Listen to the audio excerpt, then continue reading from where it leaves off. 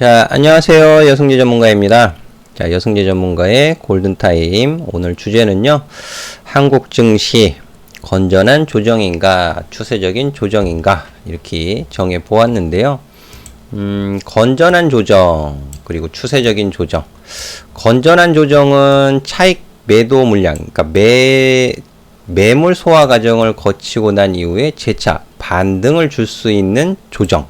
이런 부분을 표현한다라고 볼 수 있겠고, 추세적인 조정은 눌림목을 만들지 못하고 지지받을 곳을 지지받지 못하고 그대로 하향 돌파해서 밀려버린다. 이렇게 간단하게 좀 말씀을 드릴 수 있을 것 같은데요. 자, 그럼 추세적으로 조정을 받을 것이냐, 건전한 조정이 눌림목을 줄 것이냐, 이 부분 굉장히 중요하겠죠. 우리 투자자분들 눌림목을 만들어 준다면 저가 매수할 수 있는 기회가 제공이 되면서 또 좋은 타이밍을 노려볼 수 있는 매수의 관점에서 볼 수가 있겠고, 추세적인 조정이라면 여기서 이 눌림목 실패하게 되면은 오히려 큰 손실이 발생될 수 있으니까는 리스크 관리가 필요하게 되겠죠. 그래서 이런 부분들 좀 설명을 드려보도록 할 테니까는요, 끝까지 잘 들어주시면 좋겠고, 제 영상 좋아요까지는 바라지 않겠지만, 그래도 구독을 누르시고 꾸준히 시청을 해 주신다면 좀 좋은 정보 또 도움이 되실 거다라는 말씀 덧붙여서 해드리도록 하겠습니다. 자, 그러면 이제 코스피 종합주가지수 차트를 좀 보도록 하겠는데요. 코스피 종합주가지수 차트에서 제가 어제 시황, 주간 국제금융 주요 이슈 및 요 전망을 말씀드리면서 쉽지 않은 구간이다. 대응하기가 쉽지 않은 구간이다 라는 말씀을 해드리면서 또 미국 나스닥 지수 차트, 또 S&P 500 지수 차트를 좀 보여드리면서 상승의 추세는 일단락이 되었습니다. 이런 표현을 해드렸어요. 그리고 여기서 이제 지지고 볶는 흐름. 근데 간밤에 이제 미국 증시가 한 차례 더 좀 하락을 하면서 오늘 한국 증시에 좀 부담이 많이 되었는데, 그렇다고는 하더라도 국내 기관이 코스피 코스닥 시장에서 거의 9천억 넘는 매도 공세를 펼치는, 이 수급적으로 굉장히 좋지 못한 수급을 보였는데, 기관이 9천억 넘을 정도로 매수할 만한, 매도를 할 만한 악재가 있었나? 라고 생각을 해보면 그 정도까지 악재가 발생됐다라고 보기는 어려울 것 같은데요. 제 개인적인 생각이지만 대외적인 불확실성도 있는 데다가 대외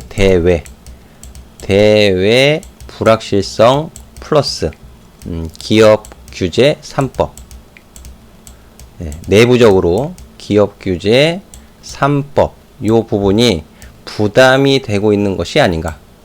누구한테? 기관 투자자들한테. 규제잖아요, 규제. 일단 요 부분이 이 기업 규제 3법에 대해서 제가 자세히 설명을 드리는 영상은 아니니까 간단하게만 말씀을 드리면, 상법 개정안, 또 공정거래법 개정안, 금융그룹 감독법 제정안, 요 부분이 다 기업 입장에서는 부담이 된다라는 부분이 되겠죠. 경영활동서부터 시작을 해서 영업 활동에 좀 부정적인 측면이 좀 부각되고 있다.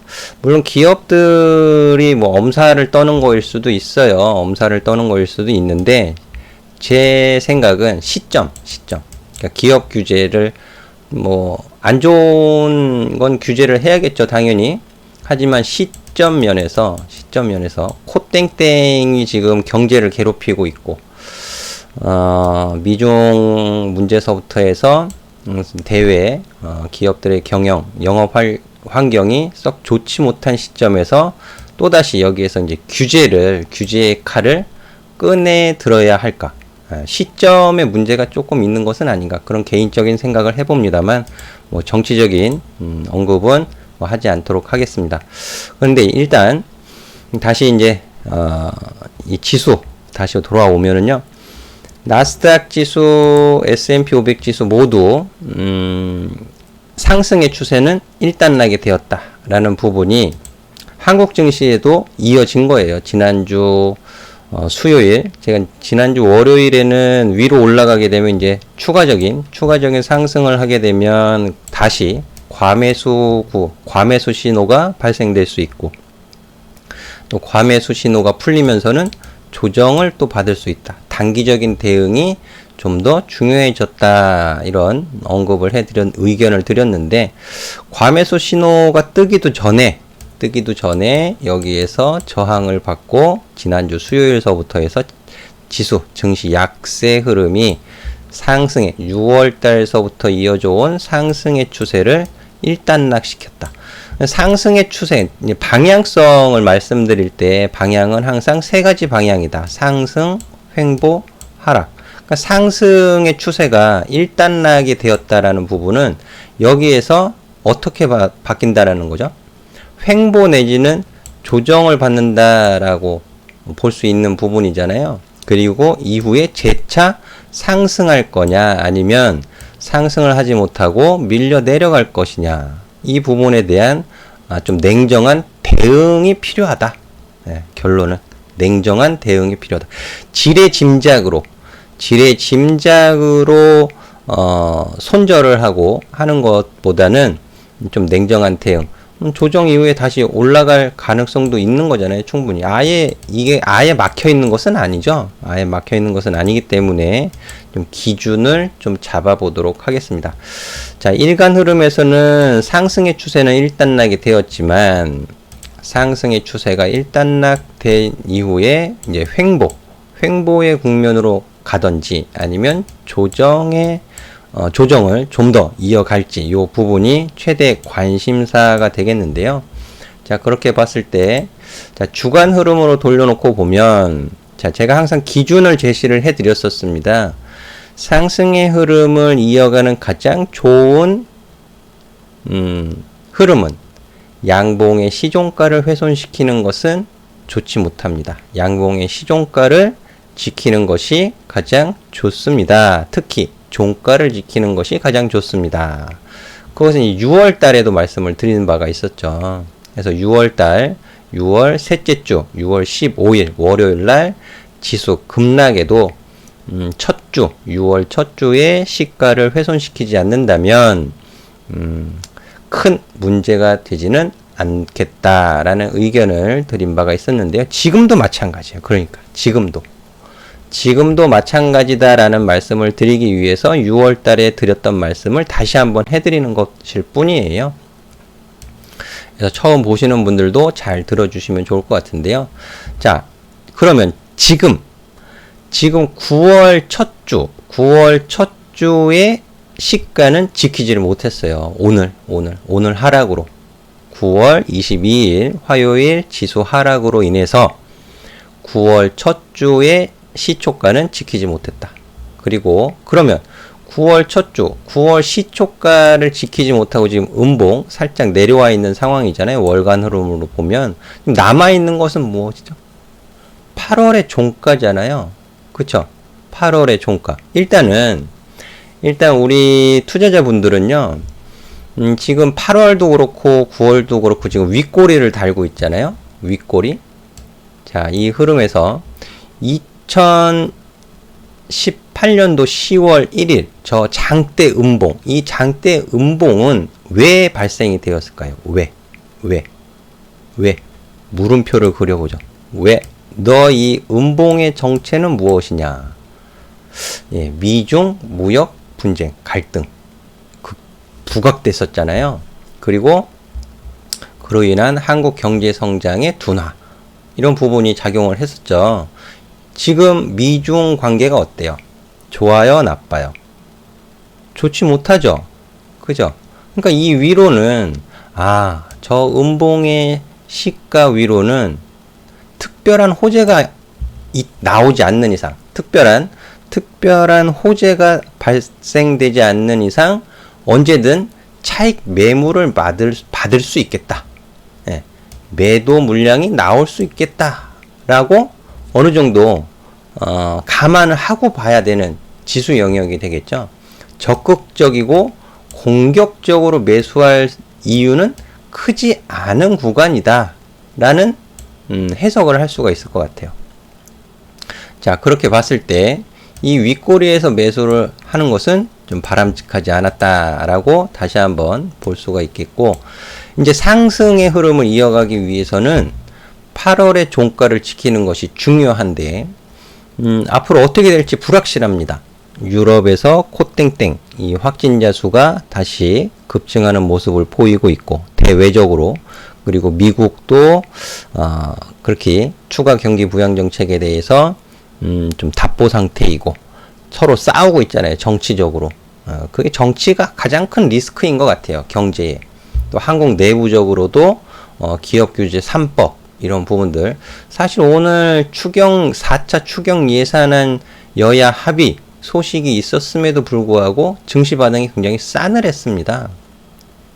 이런 부분들 감안해서 보았을 때 8월 종가를 일단 지키는지 여부가 중요해졌다. 확인이 중요한 거죠. 확인.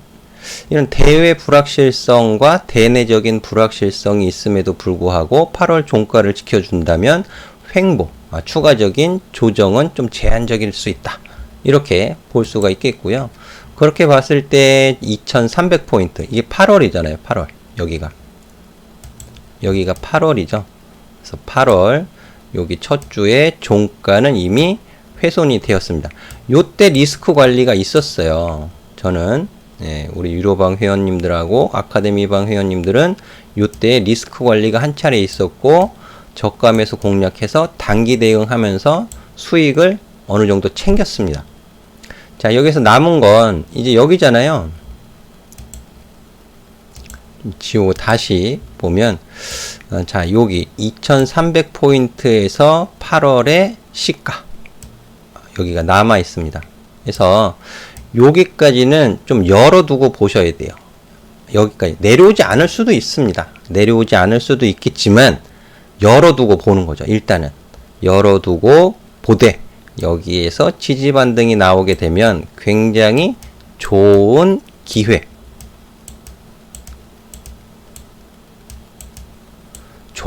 기회가 제공될 수 있다. 그러기 위해서는 무엇이 필요할까요? 일정 부분 현금 비중이 필요하겠죠. 이런 부분들 좀 잘 기억을 해 주시면 좋을 것 같습니다. 해서 지금 오늘 개인 투자자분들 좀 많이 매수를 하셨어요. 코스피 시장에서 9천억 넘게 매수를 하셨는데 분할 매수를 진행하시는 것이라면 그래도 위험이 좀 덜 하시겠지만 어떤 특정 종목에 대해서 단기간에 좀 노림, 레버리지를 좀 쓰셨다라고 치면 조금 걱정이 되실 수도 있습니다. 그래서 제가 다시 한번 말씀드리지만 2300포인트에서 한 2250포인트까지는 열어두고 보되, 안 내려올 수 있지만, 내려오지 않을 수 있지만 열어두고 보되 만약에 혹시라도 만약에 내려오게 된다면 요 지수 구간에서는 좀 집중해서 보실 필요가 있다. 그래서 저는 아직까지는 일간 흐름에서 그 상승 추세가 일단락은 되었지만 좀 중장기 추세로 보면 지금은 상승의 추세가 살짝 둔화되어지면서 횡보의 국면으로 바뀌었다.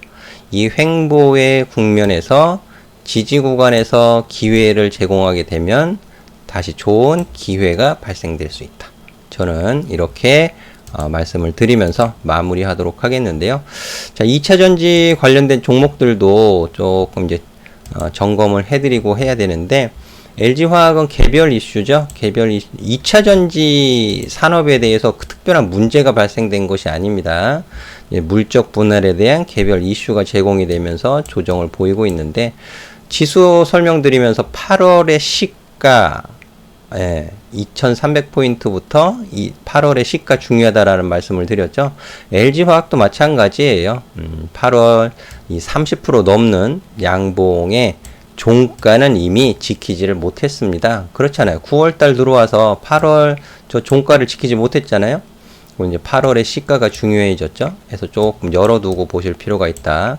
제가 아카데미 회원님들한테는 기준을 제시를 해드렸습니다. 그런데 이제 M 플러스 같은 경우에는 뒤늦게 또 폭발적인 시세 흐름을 보여주었는데요. 이미 넘어갔어요. 저항 넘어갔고 여기에서는 이제 수익을 좀 챙겨가는 관점에서 보실 필요가 있겠다라는 말씀 드리고요. 또 바닥을 기고 있는 종목이 있습니다. 제가 얼마 전에 그 메디포스트 말씀을 드렸었잖아요. 메디포스트 바닥 구간에 있고 조금 긍정적으로 볼 수 있다라는 부분. 자, 여기에서 살살살살 조금 모아 가시는 관점으로 접근을 하셔도 크게 무리 없을 것 같고요. 거기에 이제 파워로직스도 말씀을 드렸고 또 SK텔레콤 같은 경우도 조정 시 매수를 말씀을 드리고 있죠. 그래서 이렇게 말씀드린 종목들 증시 상황에 따라서 좋은 기회가 또 제공이 될 수 있으니까 관심 많이 주시면 좋을 것 같고요. 저는 다음 이 시간에 다시 찾아뵙도록 하겠습니다. 감사합니다.